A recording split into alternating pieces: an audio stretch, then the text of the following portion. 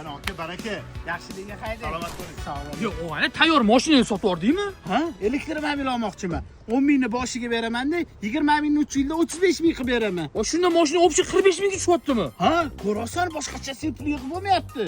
O sen yoshingdan kallang ishlamas edi. Hozir Xitoy mashinalari narx tashlab yuboradi, o'g'ayni ertaga arzimagan pulga sota olmay o'tirasan. Sen yoshligingdan beri meni ko'ra olmasding. Bor, ishingni qil.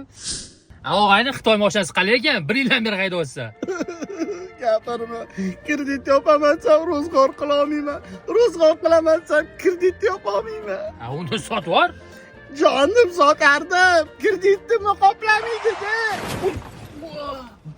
Orqadan urdimi? Voh, baxt qush qo'ndi boshimga.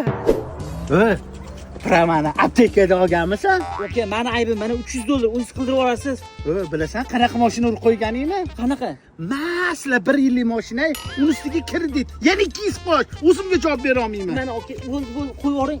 Sirbatdan, O'g'ayni ketdi, kassa pravka olib qildirib olamiz. qanaqa kassapirab? Oldingi oy kreditini yopmaganman. Yur bankka to'lab kelaylik. Yo, o'g'ayni, qayerdan kelyapsan? Mashina bozordan kelman. 3 haftadan beri sota olmayman mashinamni.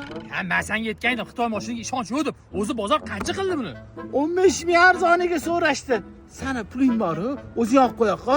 Ha, xolasang 15 mingga olib qolaman. Dollardami? Jinni bo'lsa, so'mda.